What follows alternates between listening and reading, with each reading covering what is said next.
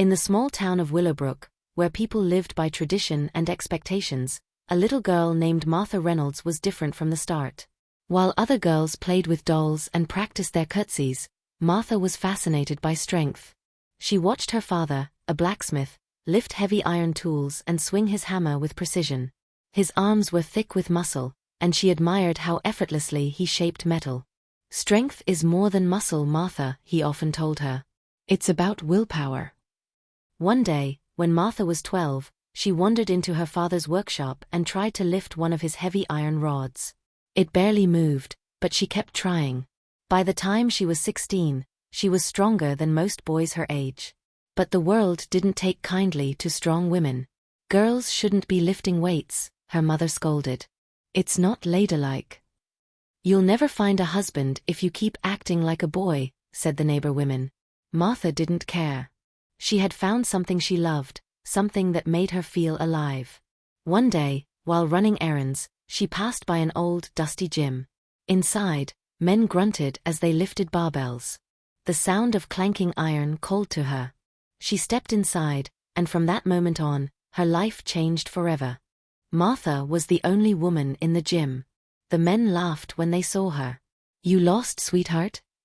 one of them asked. "I'm here to lift," she said, standing tall. The gym owner, an older man named Coach Bill, was amused but curious. "All right," he said. "Let's see what you've got."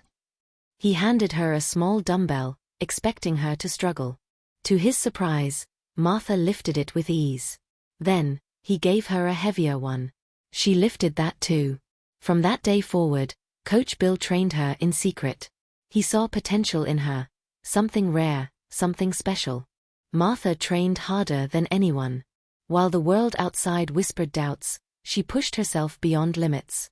Soon, she was lifting weights that some of the men couldn't handle. Then came her first competition. The crowd gasped when they saw a woman step onto the platform. The announcer hesitated before calling her name. Whispers spread through the audience. A woman, competing against men. But when Martha grabbed the barbell and lifted it cleanly over her head, the whispers turned into stunned silence. Then, thunderous applause. She had won. Martha's victories continued. She traveled across the country, winning competitions, setting records, and proving the world wrong. She became a symbol of strength for women everywhere. But with fame came pressure. The media labeled her the Iron Lady. Some admired her, but many criticized her. "She's too manly. She'll never have a normal life. She's wasting her youth on weights." Martha ignored them, until an accident changed everything. During a crucial championship, she attempted a record-breaking lift. As she strained to lift the barbell, something went wrong. A sharp pain shot through her back, and she collapsed.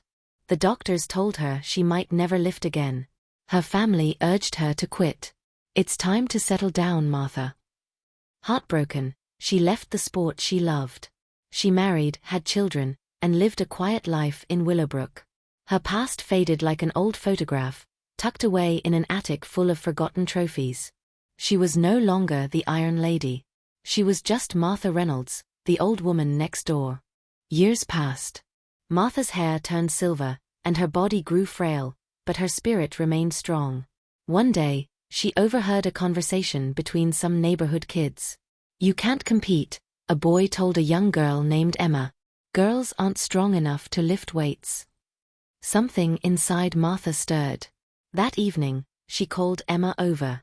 "Follow me," she said. She led the girl to her garage. Hidden under a dusty cloth was her old weightlifting set. She uncovered it, revealing her medals and trophies. "You want to lift?" Martha asked. Emma nodded. "Then let's get started." Martha trained Emma just as Coach Bill had trained her. Though her body was old, her knowledge was still sharp. Emma struggled at first, but Martha's words pushed her forward. "Strength isn't just about muscle," she said. "It's about believing you can." As Emma trained, Martha felt something awaken inside her. One day, she picked up a small dumbbell. Then a heavier one. The fire inside her hadn't died, it had just been waiting.